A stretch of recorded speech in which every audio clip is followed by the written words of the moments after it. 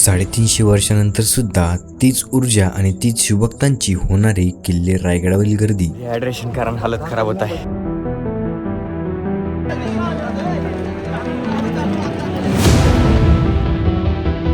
दहा लाखाहूनही अधिक शिवभक्त रायगडावरती एकत्रित आले होते.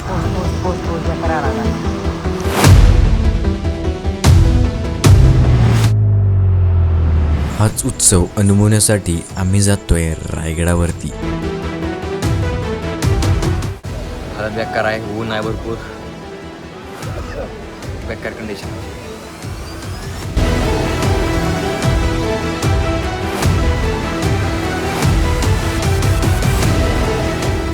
नमस्कार मित्रांनो, मी दत्ता आणि मी सुरू करतोय माझी कॉन्टेंट क्रिएशनची जर्नी रायगड किल्ल्यावर होत असलेल्या सोहळ्यापासून. आज आहे 4 जून आणि आम्ही दुपारी 3 वाजता आमच्या रायगड दौऱ्याला सुरुवात केली. थोडं पुढे येताच आम्ही आमच्या गाडीची टाकी फुल करून घेतली आणि आमचा प्रवास सुरू झाला. निघताना आमच्या मनात एक्साइटमेंट तर खूप जास्त होतीच, परंतु भीतीही तेवढीच वाटत होती, कारण की बाईकवरती 400 किलोमीटरपेक्षा जास्त जाणं हे नक्कीच सोपं नसणार हे आम्हाला देखील ठाऊक होतं.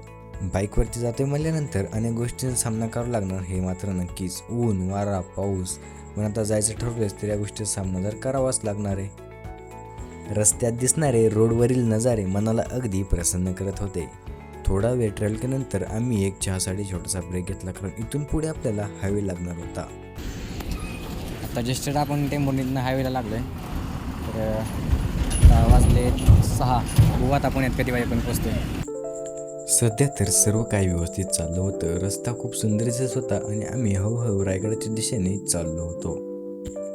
रस्त्यामध्ये आपल्याला खूपच सुंदर सुंदर नजारे पाहायला मिळत होते आणि त्यात सूर्य पण थोडासा खाली गेला होता, त्यामुळे वातावरण अगदी प्रसन्न झालं होतं.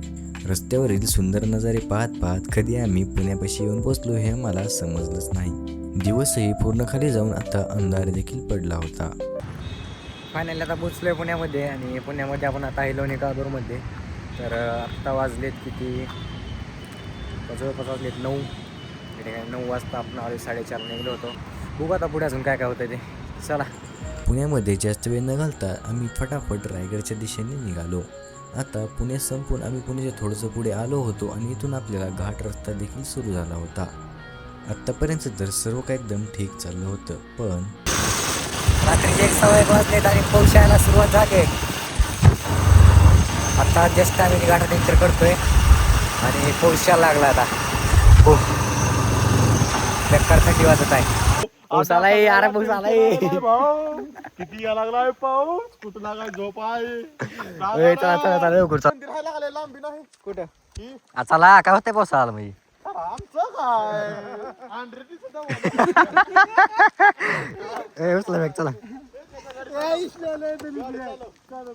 चला चला चला चला चला चला लवकर चला. ए सुभाषा, तू चालव गाडी. चला चला चला लवकर शाळेला.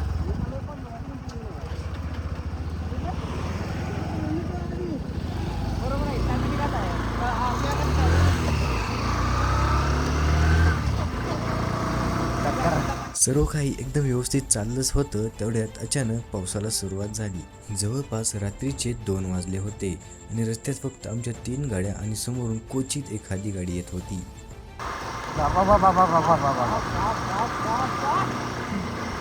दामिनी घाट, अंधार आणि पाऊस. कशी तरी तिथून गाडी काढून आम्ही आमचा पुढचा प्रवास सुरूच ठेवला. तर आता जस्ट पोचलो रायगडमध्ये आणि आता जवळजवळ वाजलेत 3:30. 3:30 वाजता रायगडमध्ये पोचलोय.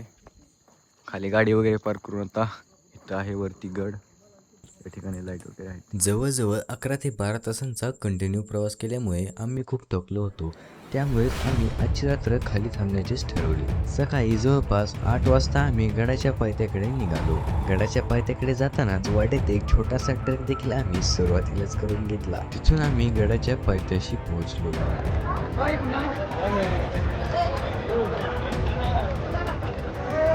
महाराष्ट्रात असे भरपूर किल्ले आहेत, परंतु एकच गड असा आहे ज्यांना गडांचा राजा म्हटलं जातं, तो म्हणजे रायगड. हळूहळू आम्ही गडाच्या वरच्या दिशेने निघालोच होतो, तेवढ्यात एक छोटा मुलगा आम्हाला इथे करवंद विकताना दिसला.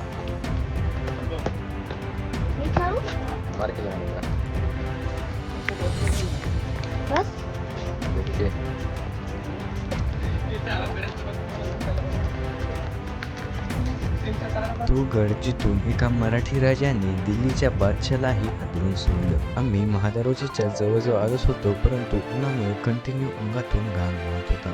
हायड्रेशन कारण हालत खराब होत आहे.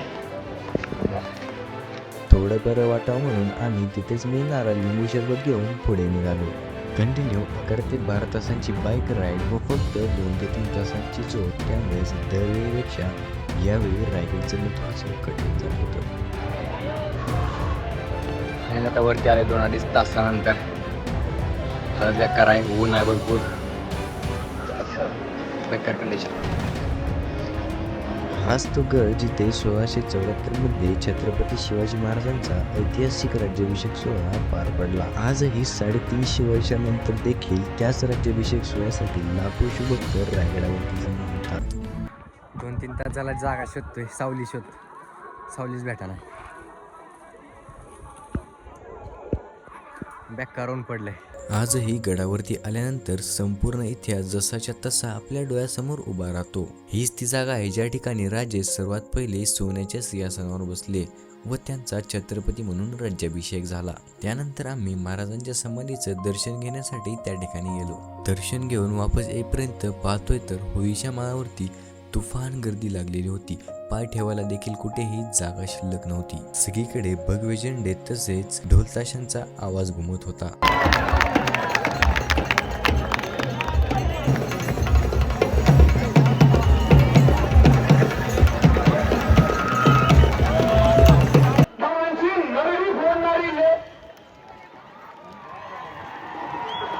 जसा जसा अंधार वाढायला लागला तसं तसं सगळीकडे धुकं पसरायला सुरुवात झाली.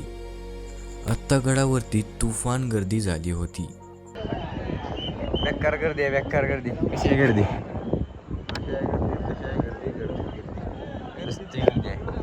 बघून तिकडे गर्दीच गर्दी. लय गर्दी, लय पब्लिक, लय बेकार पब्लिक. तिकडं फुल गर्दी, तिकडं वरती फुल गर्दी. आम्ही गडावरची गर्दी पाहून सकाळी 6लाच खाली उतरण्याचा निर्णय घेतला. गडावरून खाली जाण्यासाठी रात्रीपासूनच लाईन लागली होती. यावर्षी आपला राज्याभिषेक अर्धा राहिला, पण पुढच्या वर्षी आपण हा नक्की कंप्लीट करू. तुम्हाला व्हिडिओ कसा वाटला कमेंट करून नक्की सांगा. आवडला असेल तर लाईक, शेअर आणि सबस्क्राईब करायला अजिबात विसरू नका.